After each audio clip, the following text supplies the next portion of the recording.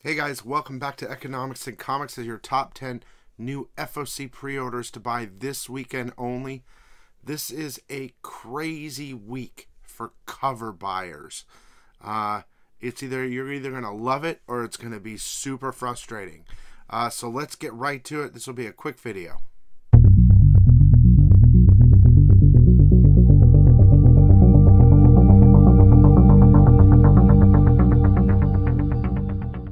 Okay, as I was saying, this is cover buyers heaven week, essentially. Some of the greatest covers I've seen in quite a long time. Years, maybe. If you're new to this channel and you like this type of stuff, please subscribe, comment, like, and that's all you need to do. So, let's just get right to the covers, and then I'll get to the top 10, my favorite books of the week, okay? All right, here we go. Batgirls, number 16, cover B. Real quick shout out to Batman 357 Facsimile Edition. There are a couple different covers. We can't see them all, but they have like special edition ones of this reprint. Batman and the Joker Deadly Duo, number 5 by Will Spertaccio, cover B and cover C are connecting. Also, the 1 in 100. Yeah. Let's see. Batman Gotham's Knights Gilded City, number 6, the video game, cover C. Now, if you've been buying all these and you own the video game, there's unlocks. If you have bought them all and unlocked them all, you will get a special 7th unlock. I don't know what it is, though. DC Legion of Bloom, number 1, cover B by Derek Chu. Gotham City Year 1, number 6, cover B by Molina. That's the last issue. Joker, The Man Who Stopped Laughing, number 6, cover B by Lee Bermejo. Poison Ivy, number 10, cover B by Jenny Frison. And that's a great cover. And one of my favorite covers, cover C by Joshua Middleton. Oh my gosh, it's too good. Avengers Forever, number 15, the Alex Ross Kang Virgin variant. Bloodline Daughter of Blade, number 1, second print, Ryan Stegman cover. Captain America Symbol of Truth, number 11, the Ross Red Skull. Captain Marvel, number 47, the Momoko cover, which is pretty good. Let's see. Captain Marvel, number 47, the Alex Ross Juggernaut cover. Oh my god, I love that one. Miles Morales, number 4, Alex Ross Scorpion cover. Man, that's going to hurt this week for you guys collecting the Alex Rosses. Excellent, number 1, the Rico variant. I will say, I didn't put the Alex Ross White Queen or whatever. It just was not working for me. Deja Thoris, number 1, cover A by Lyric Slee. Now, don't get me wrong. This is the best one. There are some amazing covers for that book. Children of the Black Sun, number 3, cover C, is a Giant Size X-Men homage. And the cover of the week, and maybe the last 2 years, Joker, The Man Who Stopped Laughing, cover number 6, Kendrick Lim cover. Dude. No. It's too sick. If you don't buy the cover, okay? Let's just say I'm not a cover buyer, right? Or I only buy keys, or I only buy for the book for the read. Shame on you if you don't buy that book just for the cover. Period. It's a good read, too. I can't get enough of that cover. It's just too good. Okay. 2 number 1s I'm going to talk about that didn't hit the top 10 list for me. Okay? But they're things that you might want to get into. Superman Lost, number 1. After Superman is called away on a routine Justice League mission, Lois Lane awakens to find a complete stranger standing in her living room. The Man of Steel, home much sooner than expected, reveals he has in fact been lost in space for 20 years. This is written by Christopher Priest, who did the Deathstroke run. He's a good writer. Okay? Hellcat #1. Leaping from the pages of Iron Man's run, Hellcat's back. Patsy's back on the West Coast living in a demon house haunted by the ghost of her mom. Let's see. We'll see about that book. Okay? Hellcat #1. Okay, top 10. Here we go. Batman One Bad Day, Ra's al Ghul #1, cover A. Now, almost every Batman One Day book I read was really good. I didn't really feel the Catwoman one, but I've been really happy with that series. I think they've been doing an excellent job. If anyone thinks differently or says differently on the Batman One Bad Day run so far, I just don't know what to tell you. They're on crack. Okay? #9, Hulk 13.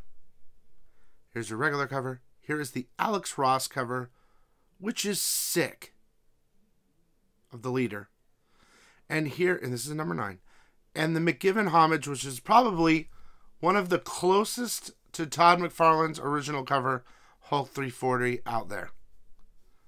I know we see him a lot, okay, homages, but I mean, this is literally almost a copy. It's really good. Let me just read it to you. And by the way, in Hulk 12, which you'll find out in 2 days, Titan's back. Okay, but in this one, #13, after so much time suppressed deep within the Hulk's mind, Titan has emerged, and he's looking for a fight. Titan's back. Okay, good. #8, Batman The Adventures Continue, Season 3, #3. Here's cover A. And here's cover D, the 1 in 25 cover. I think it's going to be hot. I just don't know. The Joker's right-hand man, straight man. Completely straight. I think that's our first appearance, okay? #7, Flash 794. I love cover A. Basically says here, Irie West has found her new superhero name. Looks like she's got a new costume too. Key. #6, Star Wars Yoda #5. Regular cover. Okay. We'll get to something in a second. But it says Rise of the Dark Side. There's a darkness rising among the latest Jedi initiates. Will Master Yoda and Master Dooku be able to recognize and stop the threat, or will their young students be led astray by the dark side of the Force?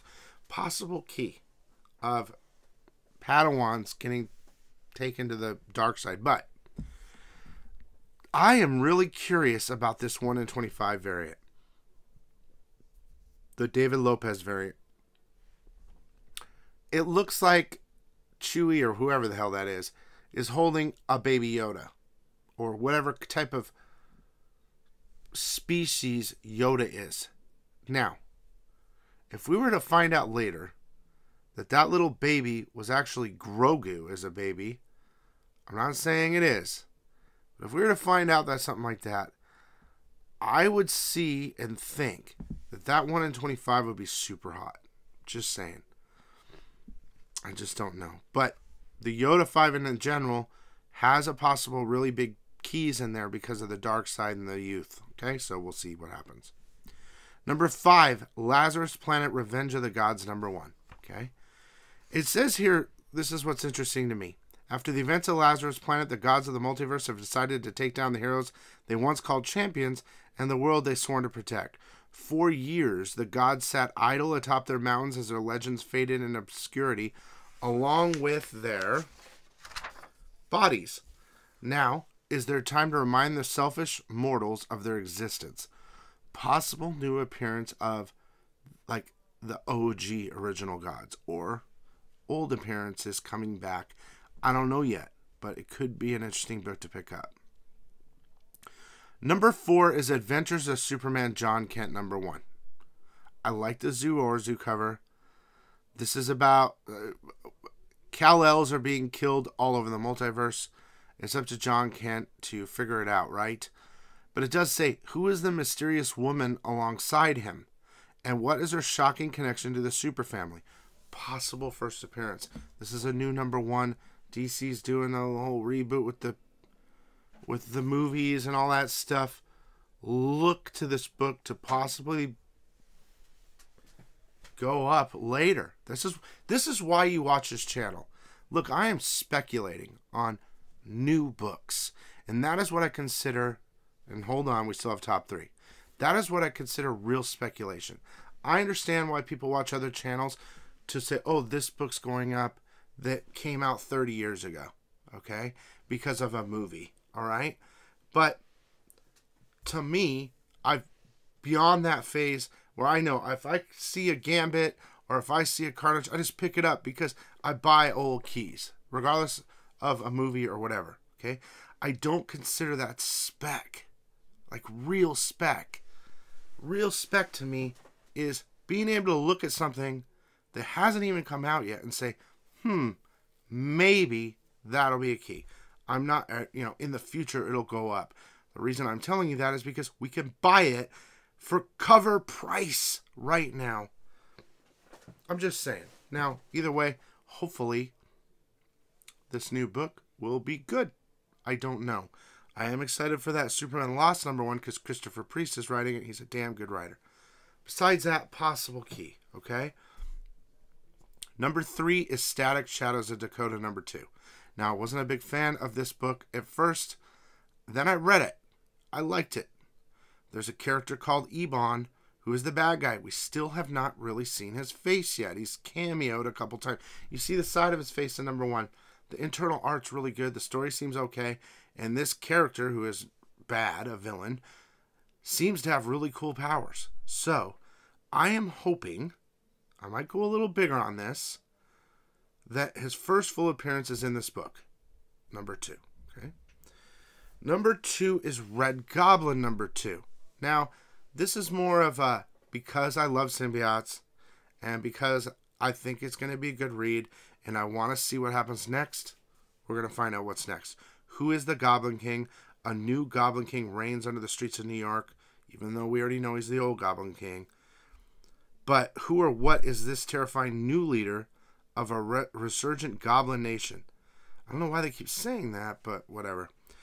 And why has he kidnapped Norman Osborn? And why has he siphoned off gallons of Osborn's Goblin Serum-infused blood? Oh, shit. So maybe he's going to turn into something even more Goblin King-y. I don't know.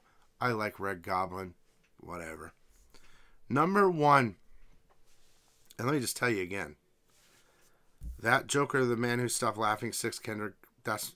Come on. It could just be a #1 for the cover itself. As long with that Middleton Poison Ivy. Holy crap. Anyway, #1 for me is Batman again this week. #133. I'm going to tell you why for a couple reasons. #1 is cover C, Art Germ Joker cover. Perfect. And the 1 in 25 Derek Chew is sick. Okay? And the 1 in 50 foil Art Germ is going to be hot. Period. That's easy. We all know it. Okay? If you can get that for cheap, do it now. Now, in Batman 132, Batman is now in a multiverse. I'll explain it once more really fast to you. Failsafe smoked his ass, sent him to a multiverse. Everything is different. All the characters look different. They are different. Bruce Wayne is not Bruce Wayne there in this other world, okay? The person that would be the richest and would most likely be a Bruce Wayne, I forgot his name, but they tell you his name in #132, is actually the Joker, but not all jokered out. He's just a normal guy. He is gonna be, I believe, one of the main characters in this new storyline, and we'll learn more about him.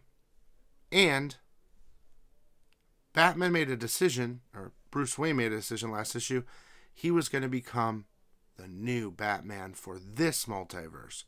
It says here, but Gotham City has a new savior. He strikes from the shadows, exhumes the dead, and is known only as the Batman.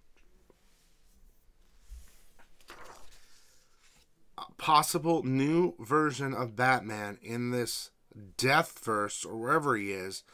And I just think it's really interesting how they're revamping all the other characters in this world And they're cool. They're like cool. Punchline looks a little bit weird. Catwoman's different.